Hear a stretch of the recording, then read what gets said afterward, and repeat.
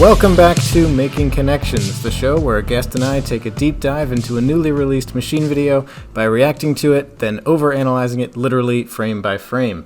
In this episode, we're taking a look at Climbing a Mountain, Chain Reaction Machine by Flash Domino. And joining us on the show today for the very first time, we have Flash Domino. Welcome to the show, Alex. Hey, thanks so much for having me. It's a pleasure. So I don't actually know a whole lot about this machine. The only two things I know is that on Wednesday, I think it was Wednesday, I saw a tweet saying, I've got a new machine coming out in 2 days, and that got me super hyped. And I had no idea that that was happening. And the other thing I know is that, based on the reactions of people from the Discord, it's really good. But who doubted that? So why don't you give us a little bit of an introduction, set the stage, anything you want to say before we get started? Oh my gosh, there is definitely a lot I want to say, but I also don't really want to spoil too much. It's the longest I've spent ever working on a machine. I think part of that was just a slower general build process. I'll definitely be talking about that a little bit. But I didn't really want to finish and upload this machine until I was happy with it.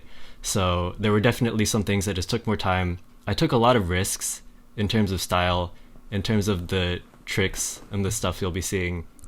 But one of the other things is that I'm sort of building this machine sort of with parallel thoughts and ideas for designs with the Domino project that I'll be finishing and uploading next month. So it's like a machine and a Domino project that sort of have similar ideas, similar themes, but right now only the machine is up. So that's kind of what I have. Okay, well, this is very exciting. I get the sense based on the title alone that there's it's not purely indulgent in mechanisms and that there's a lot more artistry behind it. It's more of a storytelling kind of thing. Like Climbing a Mountain definitely it has some thematic meaning that I am sure I'll pick up on as we get through it.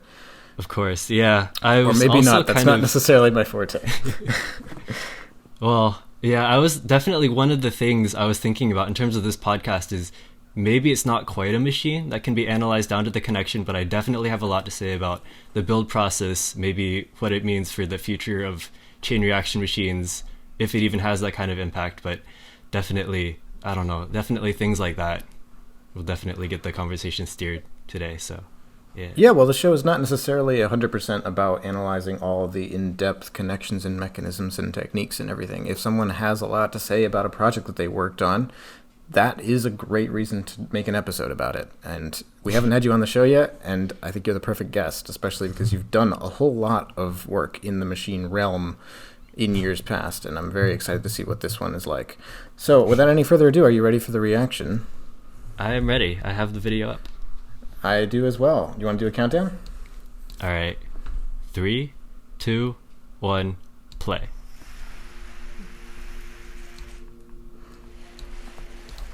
All right. Gotta love the intro. Ooh, that's some nice tracking there. Way to go. Thanks. Thank you.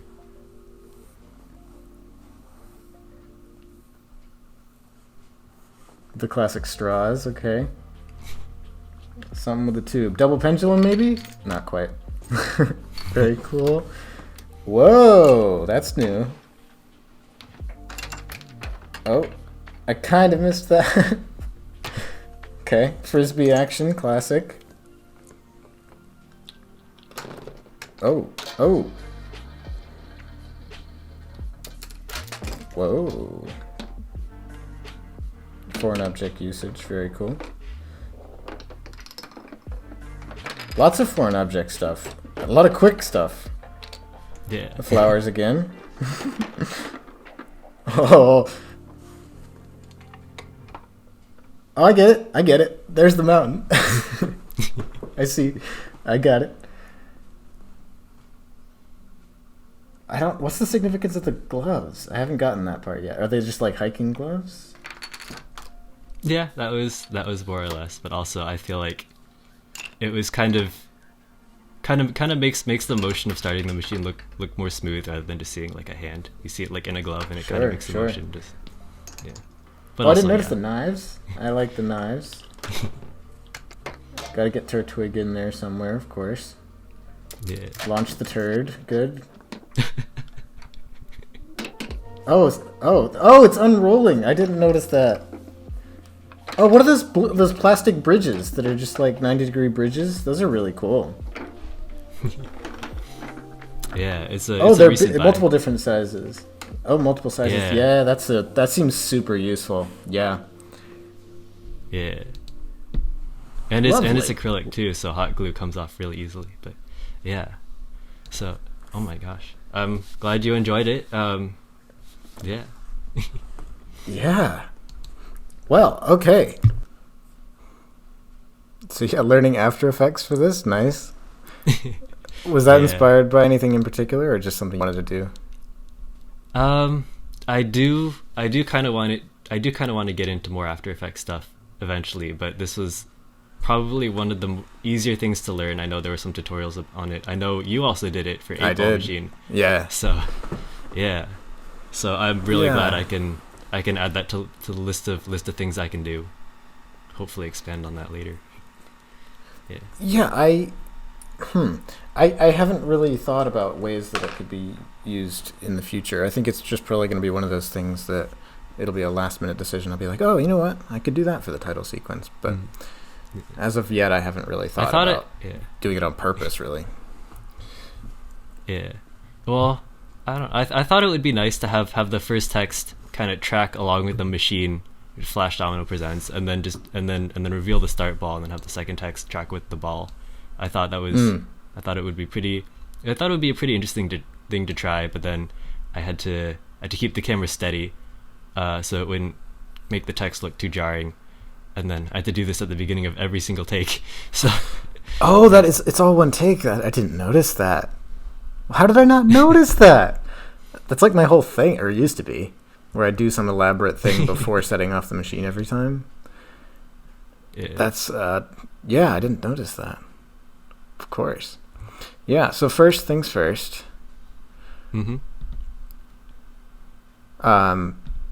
Straws. I do like the straws. Yeah, it's definitely part of my new machine style. I feel like I started experimenting with it for 11BC3, and then it kind of cemented itself in random hybrid videos, and that's when I was just like, this is part of my machine style now. It's nice because I have, like, you can buy a bunch of straws, you just don't throw them away, you cut them down to the size you want, and then you can just use them. I think when I've used enough straws, I might just get a bunch of containers, and I'll be able to sort the straws by length, and then they also don't really like stand out either, which is nice when you don't really need anything too conspicuous. I think with future video ideas that I have, the straws are definitely going to come in handy, although I don't really want to reveal too much on that now. Ooh, see, I also use straws, but I prefer the colored ones. I like the green and the yellow and the red, and like I like to theme. It's kind of a thing that I do a lot, is making little subsections where I use one color for everything. Like I use one color popsicle stick and domino and straw and ball and whatnot. So that's my choice. So these I assume are pretty much the same size, and I can attest to the fact that they are very, very useful. Yeah. I feel like I do notice that you do that. I think that's really cool. I tend to put a lot of my color coding in other objects besides the straws. I've just never really had access to like rainbow colored straws, all the really cool stripe stuff that you have. So it's always kind of a challenge finding other objects that I think would be color coded. This machine is actually really hard to see in the final shot, but I did try to color code it too. There are 3 distinct sections. If you just kind of divide the machine into thirds vertically, the left section is red, the middle section is yellow, and then the right section is purple. Although it's definitely not one of the defining things of the machine. It was really hard to color code. I ended up switching colored objects in different sections, like the tape measure. It's yellow, but it's in the red section. The flowers are purple, but they're in the yellow section. I just it happens. Same. Yeah. There was a point, and this is kind of a deep cut, but I made the point about this exact thing and behind the scenes about the Kern Center machine, and I talked about this, how I tried to theme every table around a certain color, and then as soon as I did, I made the decision. It was like, oh, I can't really follow through on this entirely, because every time that I needed a specific object that didn't fit the color scheme, I mean, what am I going to do? Just not use that object? It falls apart very easily, but Yeah. I think I learned that too. So, yeah. But it was really difficult for the dominoes, purple I'm section. noticing. Yeah, mini I'm dominoes, noticing kind this of mini like the dominoes. kind of like the new aesthetic. I put a regular domino on a mini domino, and it falls over pretty easy. So, yeah. And then I only have 3 colors of mini domino, and they aren't quite red, yellow, purple. So for this machine, I just kind of had to pair them up the best I could. So, yeah. Yeah. Okay. So first actual like technique to discuss here. We've got the red domino that falls off that platform there, knocks the weight off. It's a standing weight. Yeah, the swinging tube. Yes. Yeah. So, That's as I connected mentioned all the way earlier, to the front. I see. Okay. yeah, it wraps all the way around the table, and it falls, and the string's actually really long because it's set really far away from the. Well, it has from to the be. spacer. Yeah. So by the time it actually starts pulling, it's well off the table, so it gives it more of this snapping motion. I felt like that was really cool. But as I mentioned earlier, I was kind of going through builder's block. I started building this in December, and from early December to early January, this was the only trick on the table, and it was there for a month before the rest of the machine. I had no idea what to build, and actually the very first prototype of this trick, I didn't like it at all. It looked so much more messy. There was visible tape everywhere. I thought eventually I would just scrap it and put a much better idea there. But then I thought, I have no better ideas. I was still right in the middle of a builder's block, so I focused on making the motion snappier, and I decided maybe I'll keep it if it looks okay. And then I realized you could reach through the Connect structure to kind of start the machine. That would be kind of interesting. So then I decided, it's not the best, Yeah. but I'll keep it. And yeah. I'm noticing the magnets there too. There's 2 sets. There's one on the orange connects that latches to this block of red dominoes near the base, and then also the tube itself has one. Right. Yeah. Yeah, makes it really snappy. Definitely helped a lot, especially when the tube itself was moving all over the place. It would not stick to the connects with hot glue, and that's why there's 2 rubber bands there. Oh, I see. Yeah. I was going to ask, rubber bands is kind of a weird choice, but that makes sense. Yeah. Good luck securing that with hot glue. I have zip ties for this exact purpose.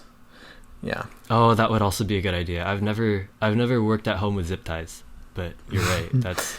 Yeah. I haven't used them in a while. I used to use them more often, and now I don't know what I use. Maybe I've started to find substitutes with super glue or something, but I don't know. I definitely need to get back into using zip ties. All right. Oh, very cool. There's a mini connects as well for the release of the tape measure. So the tape measure trick is the first one that really got me. That I was thinking it was going to go one way or do something, and then it subverted my expectations. So that was the first actual ooh kind of moment. Yeah, and I think this trick definitely, it's definitely one of my favorites in the whole machine. But it's definitely kind of showcasing maybe a more minimalist aspect to my style. I do love it. It's really what I like the most, I think, is that it almost looks like it's self-working. That doesn't mean anything really, but it just means that it doesn't require, it's not like the string or the tape goes in and hits a lever and that releases a ball, which pulls a string, which releases another lever to turn the thing and pulls the thing and rotates the string, and it's all powered by the innate motions that are happening. So just by virtue of the tape being inside the tape roll, it's no longer blocking its rotation because there's already a string pulling it, and it's going up against this block here. So it's not able to rotate initially, and it's also obviously latched with the lever, the mini connects lever. Fidget spinner. I just noticed the fidget spinner. That's the one thing that's really, really hard to do in machines, is make a small compact rotating structure that you can mount stuff to that doesn't shake back and forth. And it's legitimately one of the hardest things about machines. And ball bearings are clearly the solution, and that's, fidget spinner is ball bearings. Mm-hmm. Yeah. It's tough. It's still well, I guess I'll start with I'm surprised that I got the motion to work with as few objects as the trick has, but first designs had a lot more. Like the release mechanism for the tape measure, it originally had two whole levers. The first one to knock something off the table, and the second one to sort of pull something out of the way. Right. Yep.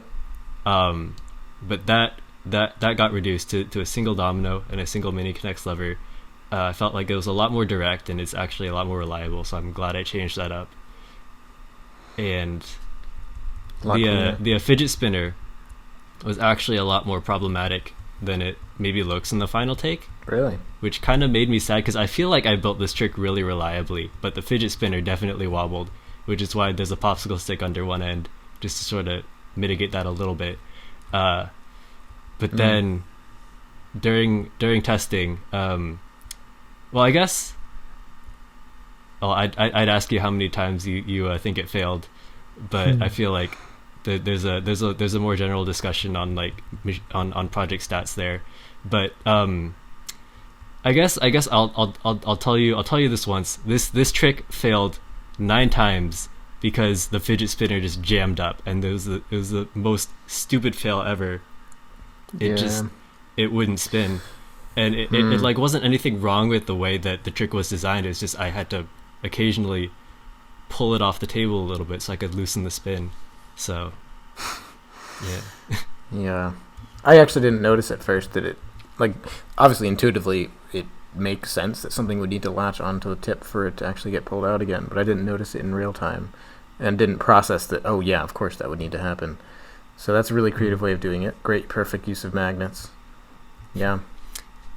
Yeah, glad you like it. And it's a wrench pulling it back out on the other side of that string. It's a wrench with magnets attached to that wrench because I needed even more weight, apparently. Yeah. Right. So what's releasing it, though? Like, it's stable on the red domino, and then as soon as it magnetizes to the tip of the tape, it just starts moving. Yeah. Is there something tied?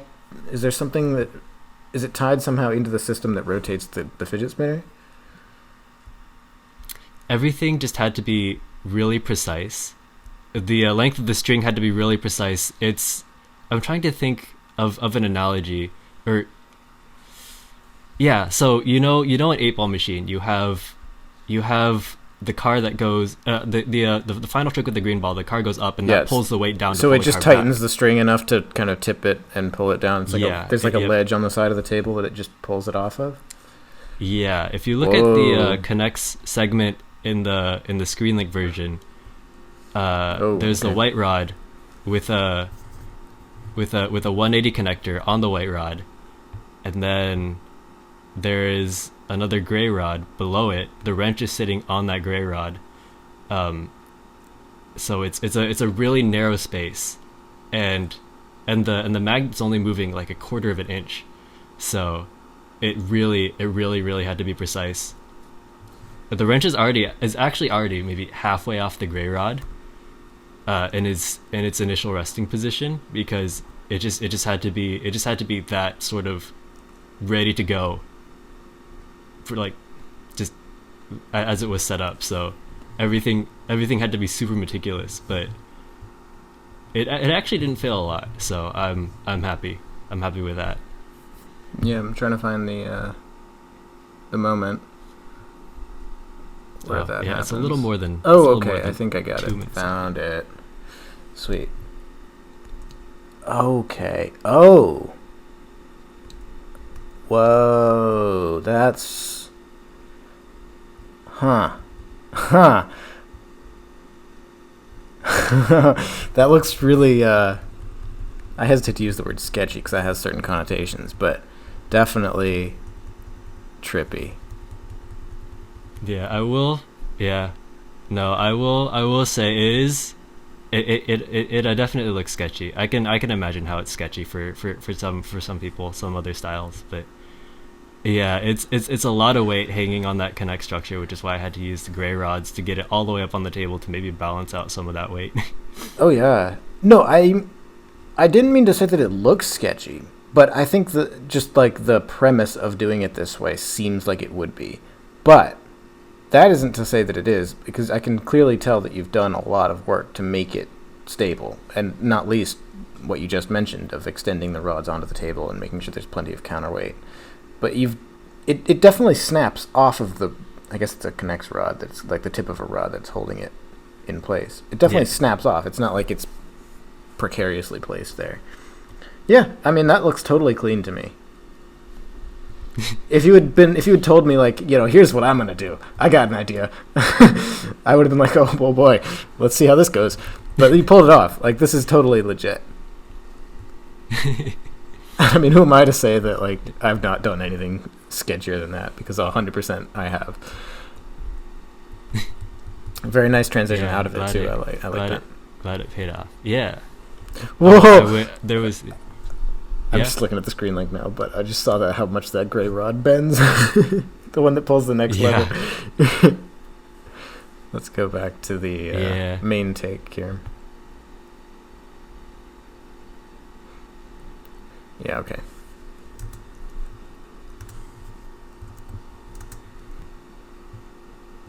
Yeah, again, I'd use a gray rod for the radio. Just get it all the way out there and get as much force as possible to tip the radio. Yes, I see you're using my new technique that I've discovered for attaching strings to the end of rods. My favorite. Oh my gosh, actually, I'll be honest, I love it so much. It saves me. It's so time. Nice. I know. I used to use like the little end cap things, the blue ones or the tan ones, and it just it's just like not as clean. I don't like it. I would never go back. No, it works with yarn. It works with like more durable string. It works with pretty much anything you could think of. It's so nice. Yeah, it's the bending the connectors out of shape for me. So I think you made a really good discovery, much needed discovery. It's so crazy that no one's ever done it. Like, no one's ever thought, put string on thing with gray spacer. I just did it one day. I'm like, this seems too obvious. What are the obvious drawbacks of this? Why is no one doing this? Anyway, I do like the foreign object use. I mean, this is very much a flash domino type object. Yeah, I got the radio from my recent Coca-Cola commission. It's the one at the very start of the commercial. I knew it looked familiar. I was thinking what you had used it for in the past. That's it. What's the thing what's the hinge? It looks like it's a folded piece of cardboard. It's a folded piece of cardboard. I decided crazy how it looks like exactly what it is. Yeah, I thought about maybe having something more bulkier, and substantial, but I just decided, you know what, folded piece of cardboard. Like, I guess kind of in the same vein, I was just like, what are the drawbacks of doing this? Like, what could go wrong? And then I did it, and I was like, you know what, this works just fine. Yeah. A good durable hinge with low tolerance. High tolerance? I can never get it straight. The one that doesn't flex that much. Another one of the really big challenges in machines. That, and we covered it, a small, compact, rotating platform. And, I mean, bent pieces of paper, cardboard, stuff like that, it's a pretty decent substitute, surprisingly, because it limits the amount of back and forth kind of flexing that can actually occur.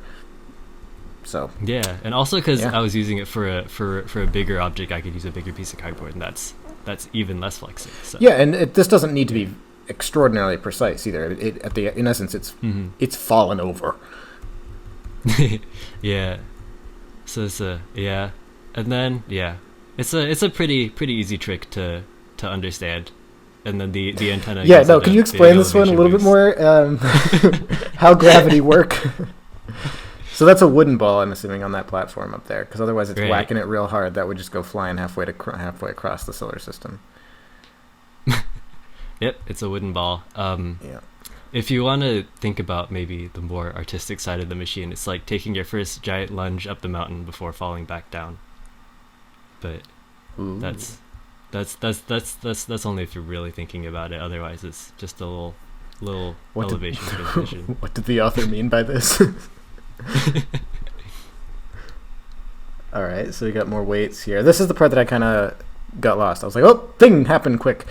I I want to say again, I love these little plexiglass half bridge things. Oh, they're so clean. They're so clean.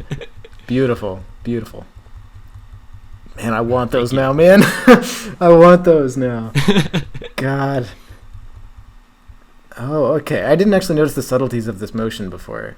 So it slides and opens at the same time. Okay, now I got to figure out how that happens. So we've got. Okay, this was one of the first ideas that I came up with. Oh, I see. I get after the first swinging tube trick, I was still in the middle of builder's block. I had no other ideas. I picked up the lid. I don't know if you remember this lid from Reactica 2019. I do. Yeah. I don't remember the Mickey Mouse ears, but I remember something. Yeah, like I this. think it was on Chase's table, and he used the rest of the trash can, but he didn't use the lid. Right. And Yes, I it did picked that up the wacky lid. rolling motion with the trash can, but the lid wasn't used as much. Yeah, that was really yeah. cool, honestly. But yeah, I decided because I don't have a lot of objects in my selection that I haven't used before, but then I remembered I had the trash can, that the lid hadn't been used, but I was in the middle of builder's block. I had no ideas, and I just kind of shook the lid out of frustration, and when I jerked it back, it opened, and I was like, oh. So that's the idea. Yeah. Yeah. So I figured it out. So you've got the string pulling it just on the sliders, and then the sheer motion of that is what causes it to open. What is it? Centrifugal motion? No. Newton's first law, I guess. Objects in motion stay in motion. We all know this. So that flips the lever, knocks off the yellow weight, and that releases my favorite type of launching system, the clothespin. I hesitated to say that because I'm noticing something that looks like it just got ripped off right off the table, but it was intentional. So, no worries. False alarm. Isn't that the worst when you think you have a perfect take and then realize that, like, oh, there's something in the background that just got completely obliterated, like the glue completely shattered and something got ripped off the table that shouldn't have. I know. I had a few close calls this machine, but That's yeah, not the case here. I watched. Yeah, thank goodness I watched the final. I watched the working take so many times just to make sure. I also indulge in this pleasure. As soon as you get it, you just you take a like a broad pass at first, just like, okay, does anything stick out to me as being like completely unusable, like a complete deal breaker? And then you're like, okay, let's do a finer pass. Let's nitpick a little bit, and then finally after the 10th or so time, you're just watching it for fun, and that's the best part of machine building, frankly, is when you can finally just watch your own piece of work and know that it is perfect. Oh, of course. Yeah. How reliable was this launch? Because the clothespin strikes me as a surprisingly reliable way of launching a ball. Okay. Well, this was in my opinion the least reliable trick in the machine. I say in my opinion because I actually ran the stats, and there was one trick that was less reliable than this, but I don't really believe the stats. This was the second least reliable by stats, but the least reliable in my opinion. And that's because usually when you have a clothespin launch, it flies into like a funnel or something something that's like facing completely upwards, right? Right. But the trash can lid, I see. The ball has to fly in at an angle. So there were 15 fails on the launch alone. And I think overall, well, let's see it in motion. I don't know if you want to discuss machine fails later, but seeing it in motion. The general stats. So what's interesting is I don't, correct me if I'm wrong, but I don't think it would have been the launch angle, launch target, launch trajectory that would have been unreliable, just like the random haphazard bounces that it takes afterwards. Yes, on some of them, but there were a few instances where it like landed in front of the lid. That was kind of frustrating. Well, yeah, you are launching it in at basically the steepest angle possible for it to still clear the lip of the rim. Yeah. I went through a couple of clothespin designs, but in the end, I think. Oh God, the clothespin launch came after. Oh man. Yeah. Okay. Well, there's your first mistake. I decided just to. Well, I decided just to elevate it, tilt it a little bit, it was reliable enough, so I just kind of powered through. Oh yeah. I'm joking, by the way. This is like something I would do as well, is make the target first and then try to make the launcher later. Yeah. Yeah. Well, it happens. Can't always know what you're going to do later. All right, let's see. I think originally I did kind of want some like extending arm to like move in front of the lid and deposit the ball, but then I figured that would be too bulky. I wanted something a little cleaner. So yeah, well, that's the thing. 15 fails, like in the grand scheme of things, is very tolerable, right? Yeah. Like on a scale of 1 to 10, how like gnarly was this testing process? Yeah, honestly, it wasn't too bad. 2 nights, maybe I'll give it like a 6 or a 7. Yeah, only because it's kind of it kind of crept. Well, we're working on a logarithmic scale, so an 8 is like 10 times worse than a 7. Yeah, I've had a couple 7s, 8s, 9s. Yeah, and when you're working on that scale, when you're working at like a 6 kind of scale, or in other words, something that you know you can get to work on a relatively short basis, prioritize aesthetics over functionality is my advice, because it's going to be worth it. If it's not going to take an absurd amount of tries to get it, you don't want the working take to look like you compromised aesthetics, because the only thing people are ever going to see is that working take anyway. And if you're willing to put in like an extra day to get the working take, then the final product is going to be a lot more beautiful. So you're 100% right in your decision to make the call of like, I could add extra barriers here, I could make the target larger, I could do X, Y, and Z, but this looks nicer and I like this more. And really, it's going to work pretty soon anyway. It's not going to be that straining to get it to work. So done deal. That's a great attitude to take. Yeah. That's the attitude, I think, and that's mostly my attitude when it comes to ScreenLink clips. It's been a long time since I've had bad luck with ScreenLink clip. It's been several years since I've made like an actual ScreenLink clip, not just like a mini machine that has had what I would consider unbearable amount of fails. So I do tend to prioritize aesthetics over functionality. No, I agree. I really appreciate that advice, and I think this is the environment to have that mindset. Yeah. So yeah. What be turning this frisbee dough? Fidget spinner. Fidget spinner face, and there's it's weighted. Oh, is it weighted? So the magnet. Okay. Yeah. Right, okay. So the lever that's holding it back is on the magnet, and the magnet's heavy enough just to turn it. It's weighted and it's slanted just a little bit. And one of the goals I had for this trick was to kind of have it push something and pull something simultaneously, because the two sides are spinning in 2 different directions. Yeah. I didn't notice that was also pushing the laughing, crying LMAO ball. Yeah, that's pretty dope. Yeah, when I was building it, I realized I couldn't have the pushing and pulling happen at the very ends of the frisbee, because if it pulls something and it's too far away from the center, it's gonna stop turning. So I had to move the pulling motion closer to the center. I just put it on the toilet paper roll in the center, and then the pushing, that was easy enough because it only happens at one moment.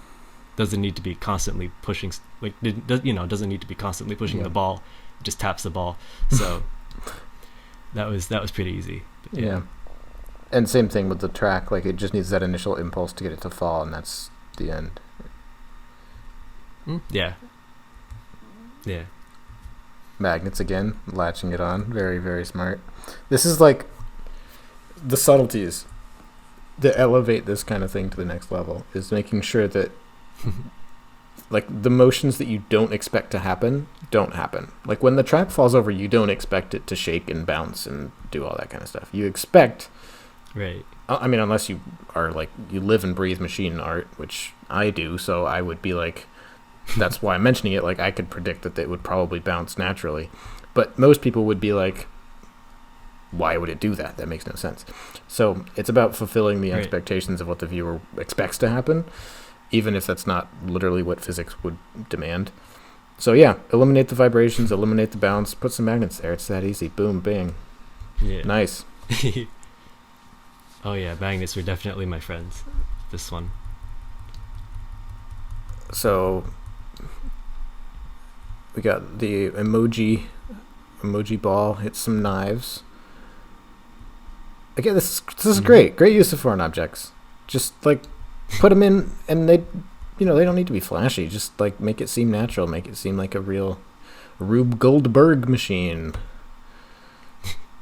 Yeah, I was very focused on the transitions. I didn't really want to have any like conventional transitions. I felt like even if it's like a small motion that connects two ideas, still make it something that's kind of unique, or at least something that looks like you're prioritizing the machine flow first and foremost. Yeah, and this is something that people made fun of me for a little bit back in the day, but I always used to say, like, if I have to get from point A to point B and I don't really want to make a full-fledged trick because I think it would be distracting to the overall flow or something, oftentimes I'll just do a ball on track, but I'll make it somewhat interesting. I'll make the track a different color or a different type of track, or it's made out of something interesting, or the ball is something interesting, or make it something that's unconventional, and that's just enough. It provides just enough interest to make it seem like not just ball on track. So this is great. This was probably a last minute sort of thing, just like, I'm kind of boxed into a corner here. How do I get from this point to this point? Some levers would work. But what if the levers were not levers? What if they were cutlery? Yeah, and they were the perfect length too. So exactly. Yeah, everything's the perfect length when you overlap the two ends by an inch. All right. Okay. So are these the same ducks that I used at Reactica? I bet. They are. There's I didn't really keep track of my rubber duck inventory after Reactica 2019, but I knew. What a fool! Who doesn't? I knew I had. I guess the team had let me keep 3 ducks, and then the pirate duck I've had for decades. Yeah. But I decided to make a duck zigzag board, and I do really like this trick because it's intentional chaos. Yeah, I feel like absolutely obliterates those knives. Yeah. Oh well, yeah. That's also why every structure that's like right underneath the board is made out of connects, because I wanted a little more structural integrity there. I did experiment with different kind of structures in the rest of the machine, but I just wanted everything beneath the board to be connects so that it would survive the falling rubber ducks. But I think one of the things about normal sentence chaos in a machine. One of the things about chaos in a machine is that you have to really highlight when it's happening. It can't just be like a ball reaches the end of the track, hits a lever, and then there's nothing to stop the ball, so it just rolls around.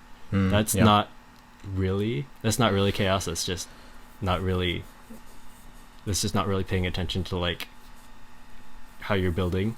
Yeah. So this seems like a good place to pause, because this is a great discussion topic, especially because this is not something I do. Like, I don't think I've ever done intentional chaos I have done that one. I did do that one clip for I guess Unexpected Screenlink, where it was like ripping everything off the table in a really chaotic way. That's right. But that's right. I didn't make that like in a serious way. Like, it was intentionally, it was mocking the type of machine that does that unintentionally. So I've never done it in a way that's supposed to be stylistic or intentional, I guess. So talk me through this. Like, what's the reason you decided to do this? And like, were there any other inspirations for things you've seen in the past of other machines that kind of capture intentional chaos in a certain way that inspired you? I thought it would be a nice little challenge to have something that's chaotic but still keep the motions smooth overall. Mm-hmm. And combining that was, I think it just took me a while to think about that. But then I just out of nowhere I combined it with the idea that I liked zigzag boards, and then maybe have a zigzag board collapse. And then I realized bonus points I could include a foreign object too. So Yeah. I'll make it out of rubber ducks, put them on a board, collapse the board, and then just to kind of close it all out, have the board go back to its, have the board pass its original position again, to start the next step. Yeah. I did. I mean, I am leaving out a very important thing, which is that clip from Pass the Pepper where the tracks all collapse. That's definitely also very important. That one does intentional chaos very, very well. Mm-hmm. Yeah. And I think I didn't mention it because it slipped my mind because that wasn't my idea. But yeah, I definitely helped with that. Yeah. Yeah, I think in a machine where all the other motions are really controlled, I think having a step that is chaos, I did really want to make it clear that like it's intentional. The ducks just fall off the board. This is definitely one of the risks I was talking about. Definitely kind of stepped out of my usual style for just a bit. Mm-hmm. But yeah, I think it turned out pretty good. So yeah, I agree. There's definitely a certain kind of effect going on here where you're almost embracing what people expect to see in a machine. You expect people expect to see total chaos, and sometimes, especially inexperienced viewers will describe even a very organized machine in that type of way. They'll be like, "Oh, everything was moving all over the place. Things were happening, balls were moving, everything was going crazy." So sometimes just greeting them with this and just being like, "No, this is real chaos." And yeah, I don't know if the effect lands for people who don't know machines as well as we do, but it definitely caught me off guard. I was thinking like, those are some nice glued ducks you got there. I didn't even realize it could come off that way. But yeah, I think hopefully viewers can kind of see the contrast between something that's intentionally chaotic and then all the things, all the machine elements that sort of have a start A and B. So yeah.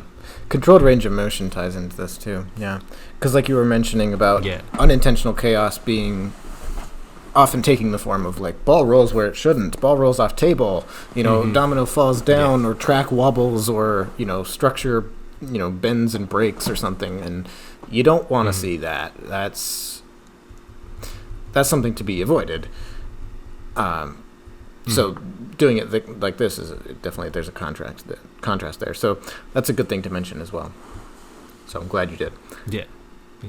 Yeah, controlled range of motion is very important for me, especially coming off Pokemon Feeder, trying to expand on that a little more. So I mean, yeah, Pokemon Feeder is an absolute exhibit A of controlled range of motion. I mean, it's a clinic. It's like, this is how you do it.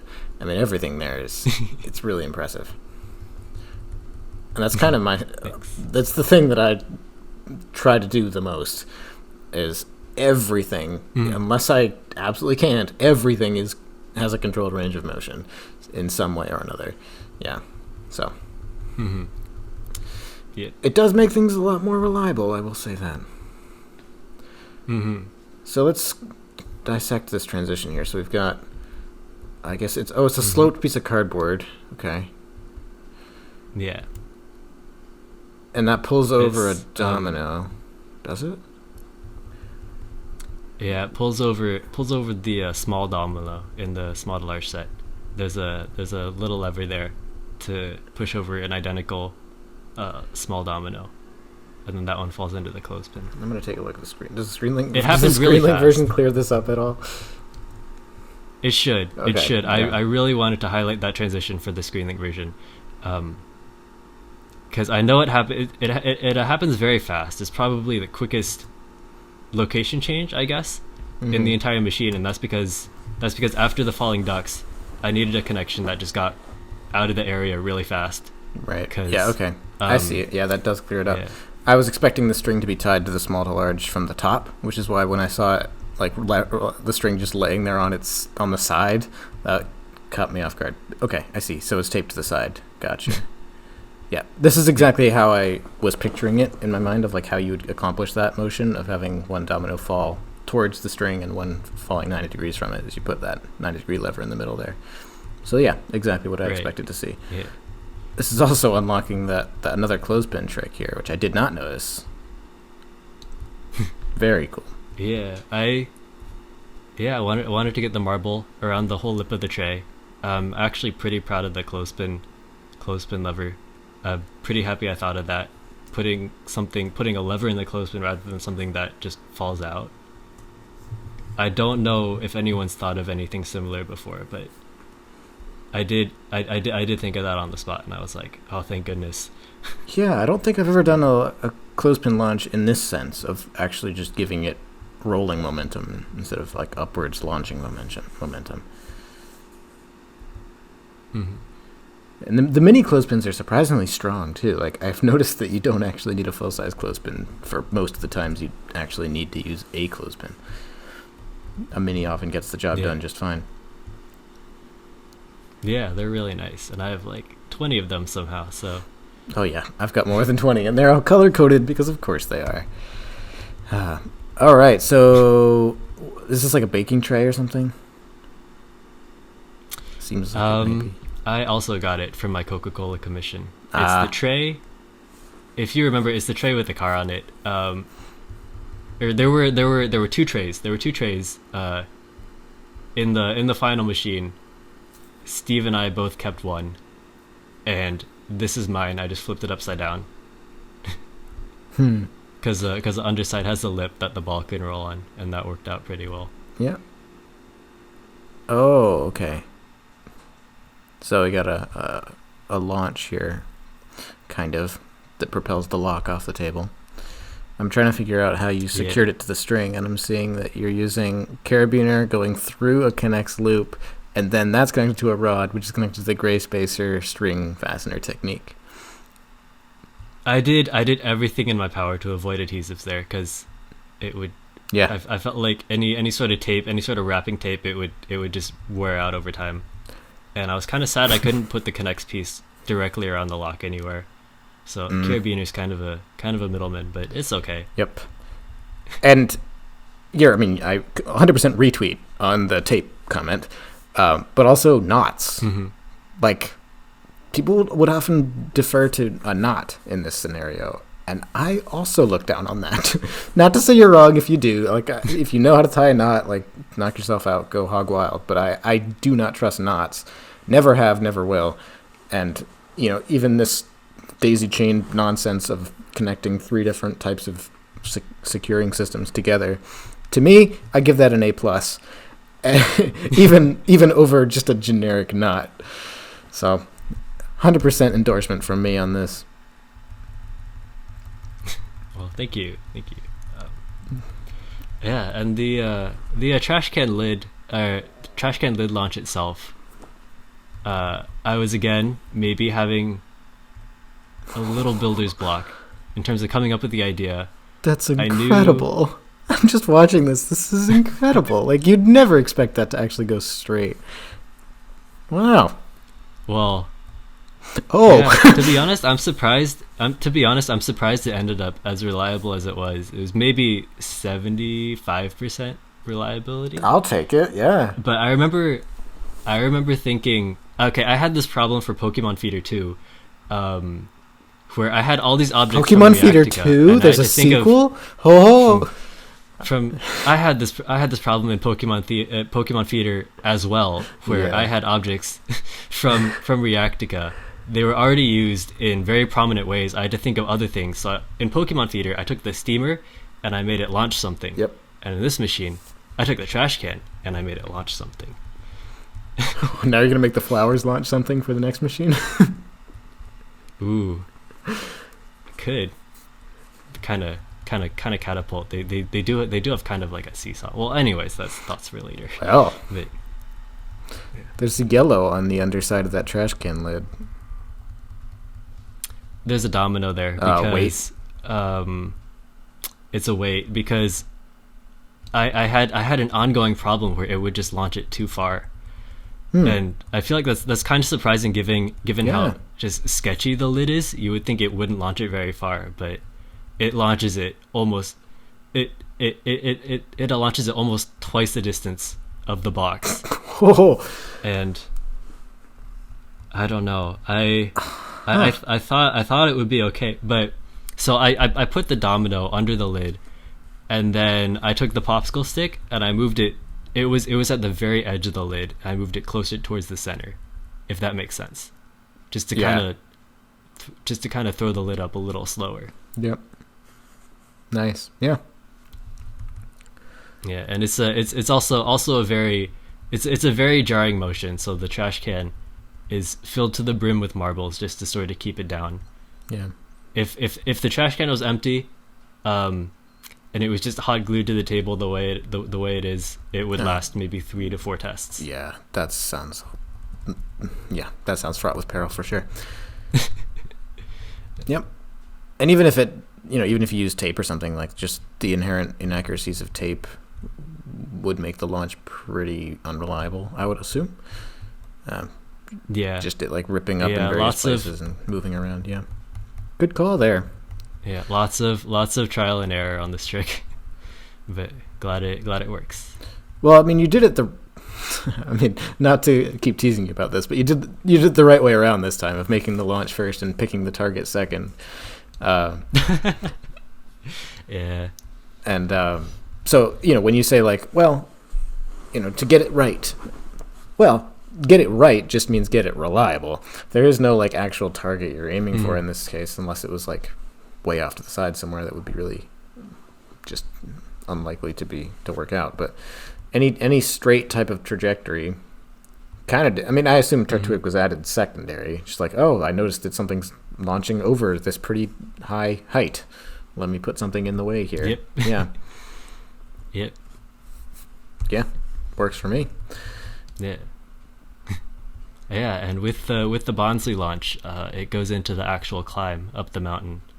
And for me, this is kind of where the mood of the machine changes a little bit. I think one of the reasons why I didn't just overload the machine with elevation elements and start the climbing right from the beginning was because I wanted every surface to, I don't know, I wanted every trick to take advantage of the surface it was on. So every elevated trick, it like still has connections with the table. It's why I took that whole section with the board, and I have that whole tilted board section, because you can only do that on an elevated surface. I don't know. I just kind of wanted to do things like that. I didn't really want just random tricks on random elevations. That's also that I feel like that also would have been kind of sketchy, because elevated surfaces are more like prone to wobbling. You have to figure out, like, is it stable enough that I can put this sketchy trick on it?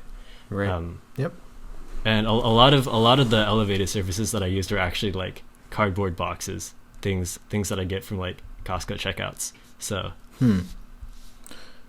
Yeah. I'm noticing so there was that too. The method you're using of holding a lever up in the air by mounting it to a horizontal connects piece and then gluing that to a domino, like that purple one over there. Yeah. Wait a sec. I like it. That's what I'm gonna say. I like it a lot. I've tried to find a good way of doing this, and that's pretty closely approximates the solution that I've discovered as well. I'm still working on it, of trying to kind of. It's nice find that a good way to do it. you can put a connector under the semicircle piece too if you want the base of the lever to be really close to the table. Sure, yeah.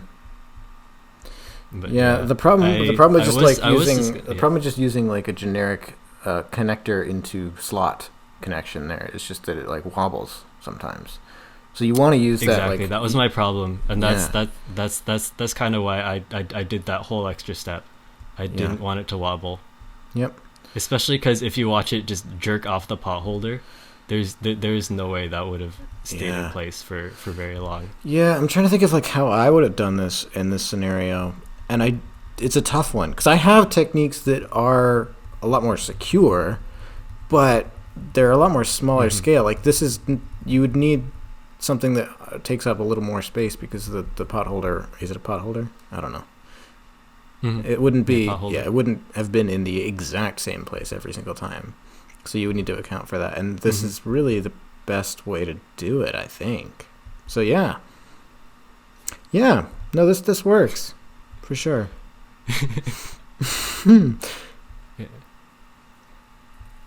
This is so fascinating to me. This is the kind of stuff that just gets my gears going. Because, like, the problems that don't seem like problems, like, oh, just release it. Boom. You're done. But then, like, you unexpectedly run into these types of problems.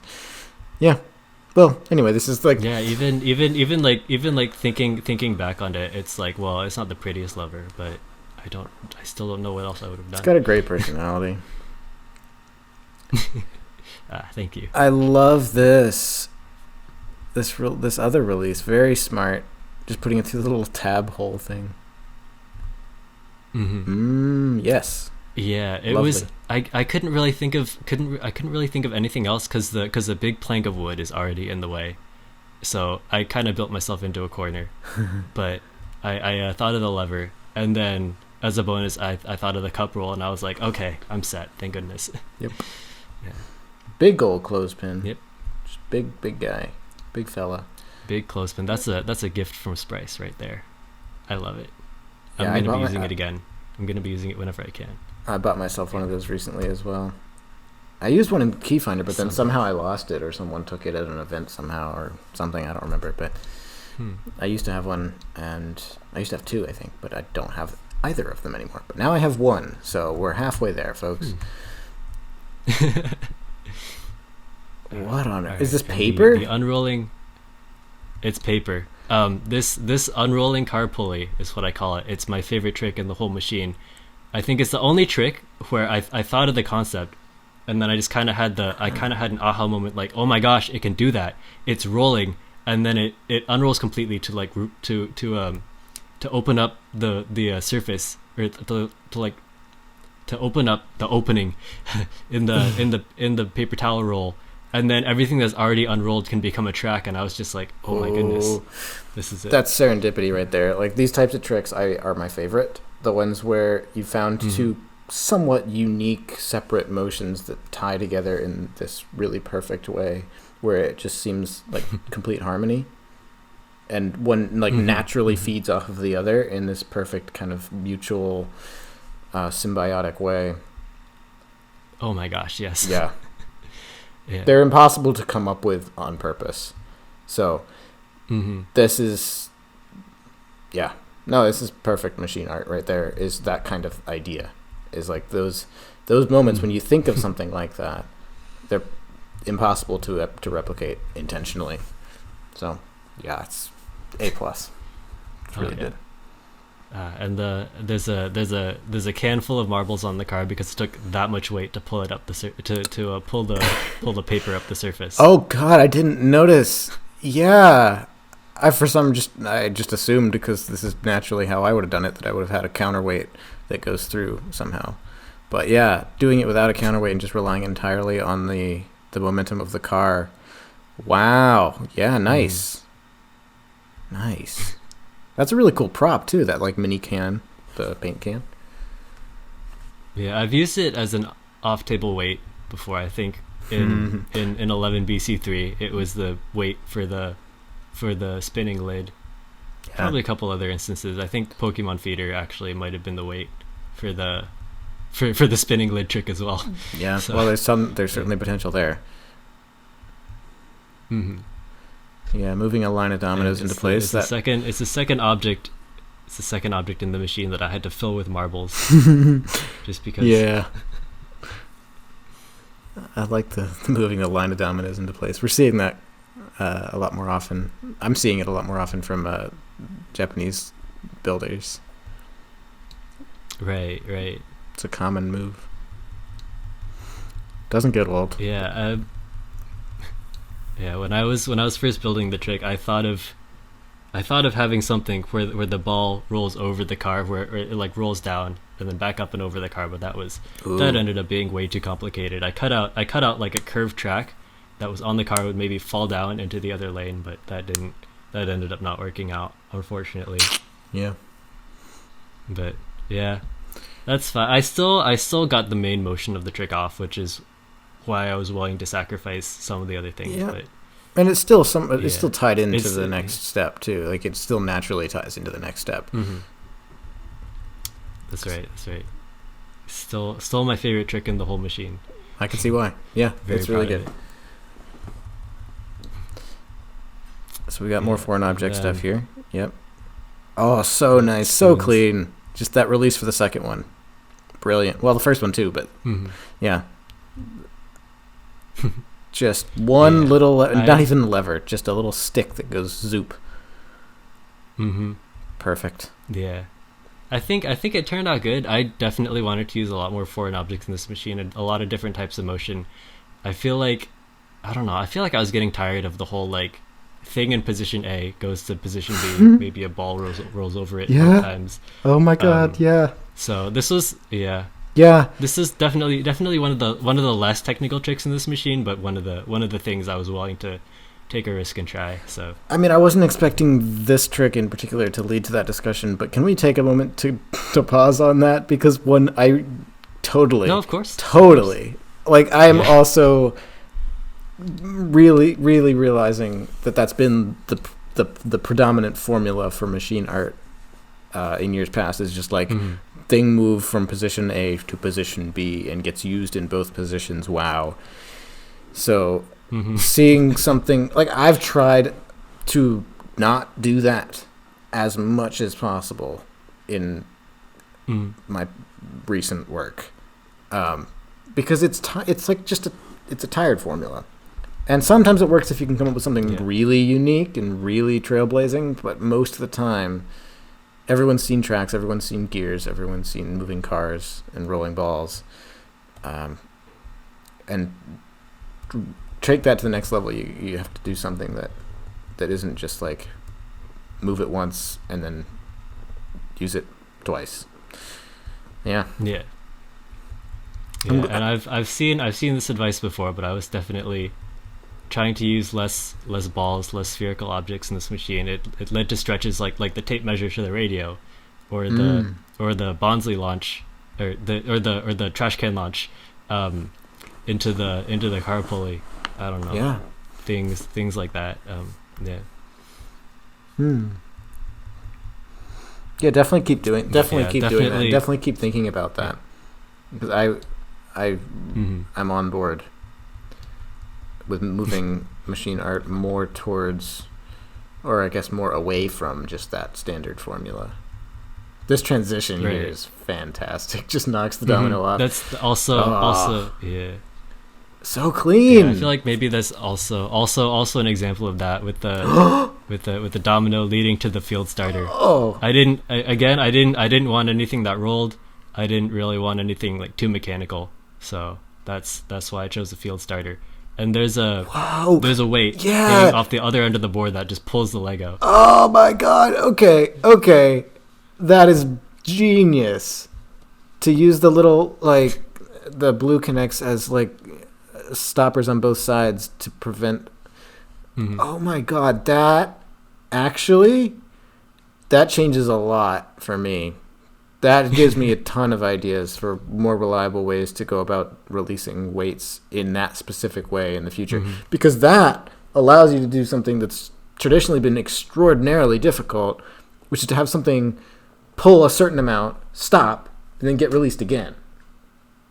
Right? Because you could very easily, depending on how secure that domino is, like the field starter in this case, you could very easily reroute that Lego brick through that hole. Maybe. Could you? You could try. It might be something to investigate, but you could reroute it through that hole, take a 90-degree turn, and just kind of traverse alongside, going parallel to the field starter, and go somewhere else with it. And then when it releases from there, it would snap into place behind the two blue connects. and then you could knock the domino over field starter, knock the field starter over, and release it a second time. Might be possible. And that revolutionizes the possibilities for tricks like that. I've only had to do it once. That's really interesting. I've only had to do it one that's time, really interesting. and it was miserable. Just trying to, it's a challenge to release something, stop it, and then release it again to like make it go down another amount, especially when the weight's really heavy. And this seems like a brand new approach that might open up some new doors.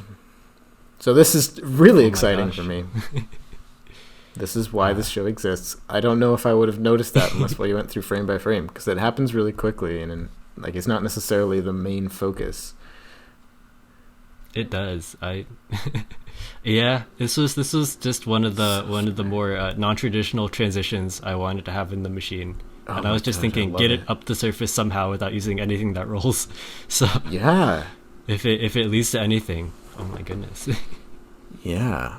Now again, I don't think this would ever lead to an actual trick idea, and that's fine, if not even more exciting, frankly, because you can get a lot more mileage out of a technique than you can out of a singular trick. But yeah, right. This really opens the door for some stuff. Definitely going to keep an eye out for possibilities for using that in the future. I can see the dichotomy of the purple and yellow here with the two Pokemans. Yeah. So the seesaw is being held with the popsicle stick. Yeah. Just gonna point that out. Maybe it's the one thing that the shot doesn't really capture, but the fidget spinner swings into the popsicle stick, and it's taped to the seesaw. The popsicle stick is taped to the seesaw. So when the seesaw falls, popsicle stick just kind of stays. And it's nice because there's no debris either. It's not like clearing a stack of things underneath the seesaw. So just really nice and clean. Just that extra touch. It makes it resetting so much easier too. You don't got to pick up a popsicle stick off the floor every time. Yeah. Yeah. Oh yeah. So a bowl, yellow bowl, goes. Yeah, there's magnets under the bowl as well. Ooh, ooh! Just knowing that makes me very happy. Just like bowl don't move any more than it has to. Yeah. Yeah, that's very important. I'm noticing too that's the second. And then, oh no, it's not. But those straws are attached to that checkerboard, right? The ones that lead onto the duckboard. Yep. So it's traversing that gap. Pretty cool cross. What would you call that? Just like crossing a bridge there. Yeah. Yeah. All right, more transitions. transitions. It's a perfect elevation difference. Oh yeah, this the transition into the flower tipping. What? There's the lever that's attached to the bottom of the chessboard, and then it tips up. It knocks over the domino. Domino's got a piece of paper on it. It's kind of an overhanging piece of paper, so it can be hit by the lever. It falls off, and then it's connected to the 90-degree lever that's connected to the flowers. Oh. Whoa. It took me forever to think of that transition, but because I didn't want to have too many steps. But I had the ball rolling down. I had the ball rolling down the field starters, and then I had to have it tip the flowers somehow when it was rolling the other way. Yeah. And this is what I figured out. Yeah. I'm still trying to fill that gap of how it knocks the domino over. Oh well, it's fine. Oh, there's a overhanging piece of paper. You can kind of see it in the ScreenLink version. Oh, okay, let's try that. Keep forgetting that exists. Because it is mainly an upwards motion, I think. Yeah, you're right with that. That might be one of the harder things to understand. If it's an upwards motion, how's it pushing a domino off? But I see. Yeah, it's a single, very well placed piece of paper. That's so wacky. Tiny. That's wacky. Very cool. Huh. Well, I wouldn't have done it that way. So interesting though. Like you've overlapped those two levers. One goes up, one goes down. Yeah. That's pretty cool. That's pretty cool. All right. Yeah, and then the flowers tip into this whole section at the end of the machine. I know I've talked. I think I've talked before about how I like machines divided into distinct ideas, but I didn't really have that for the ending. There isn't really any particular reason, so I just call this whole section the final climb, make it nice and dramatic. So I guess I should ask what this whole structure is. It's just a cardboard box, right? Just the base is at least. Okay. Yep.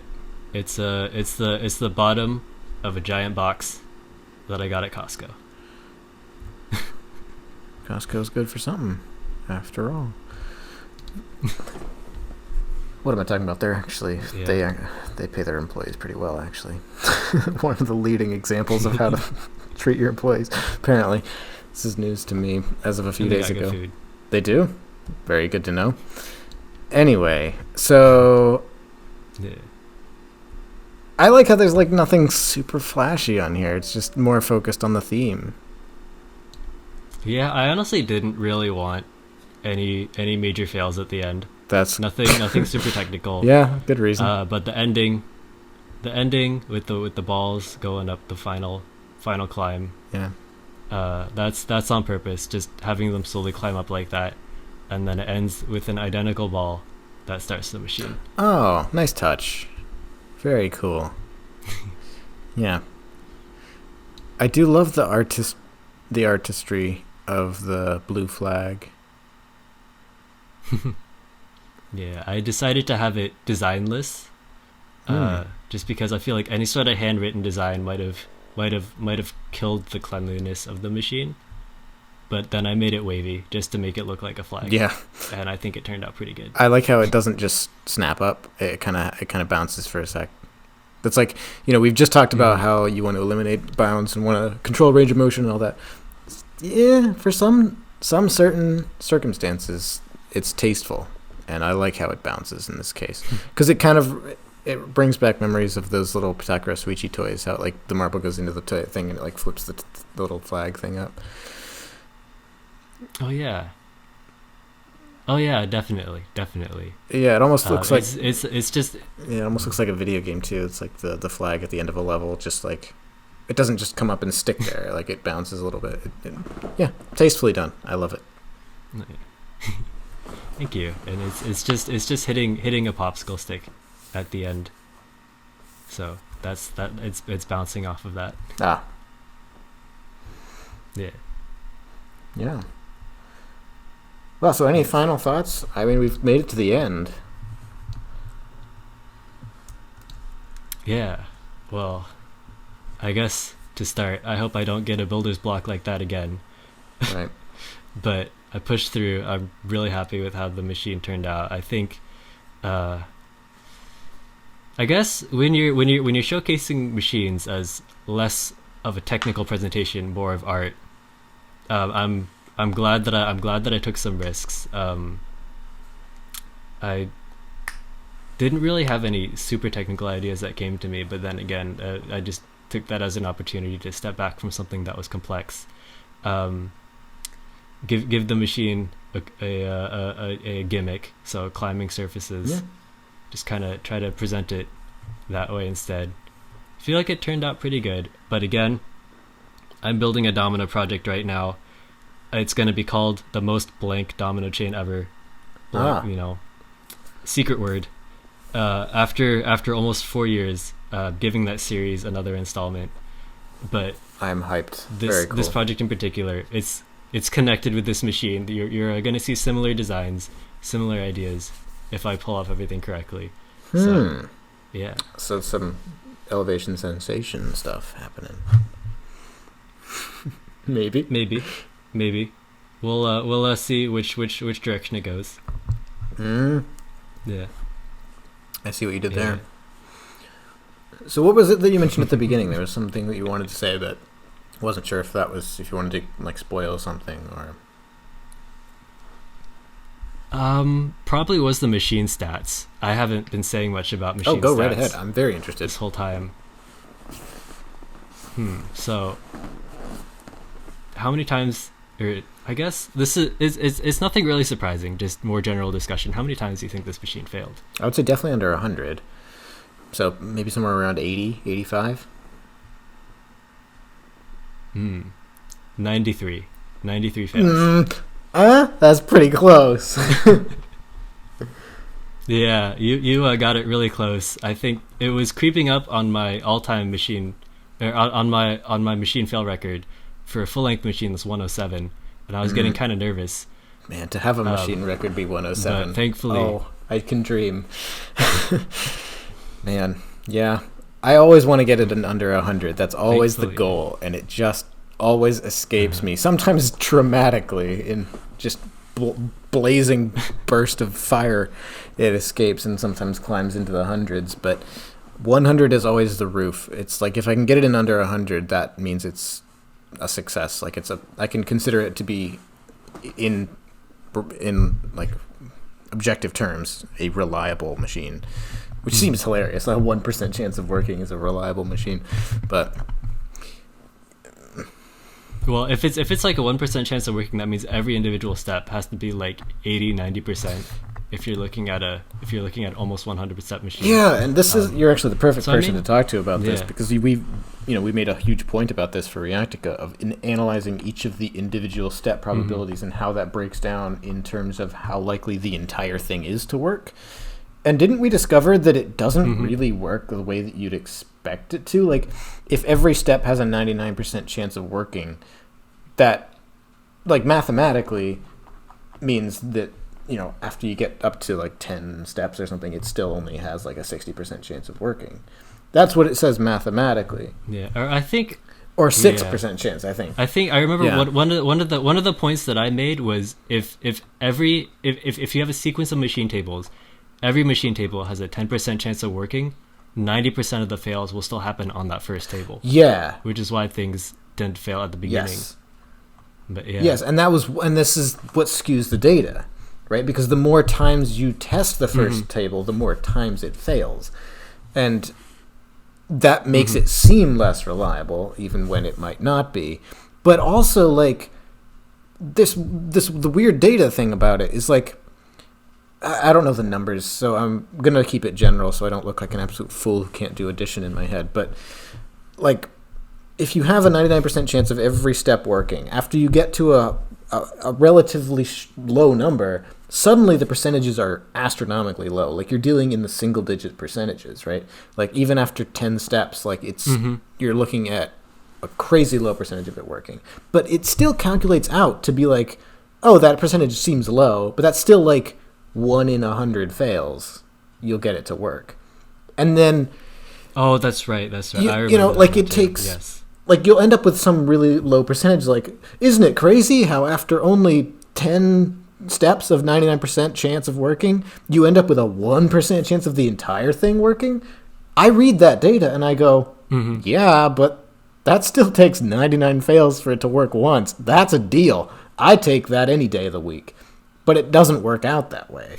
Like, because when you do it in real life, you have that effect that you were talking about, where you end up testing that first section a ton of times. And that first table, or trick, or whatever, you have to get through all of the, like, 100 fails of that trick first. Then you got to get through, like... So it ends up... Like, the amateur math behind it, of, like, just multiplying 0.99... to the exponent of whatever number of tricks there are.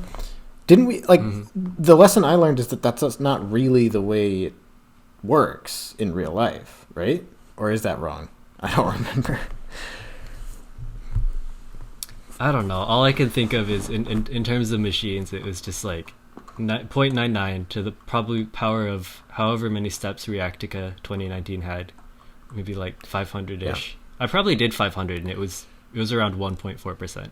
So yeah, it's crazy. But you end up with a percentage that, like, still gives you some hope. Like, you end up with, like, even if it's a 0.2% chance of working, right? I don't know. Is that like 1 in 200 or something? my God, I'm really putting my math on the line here.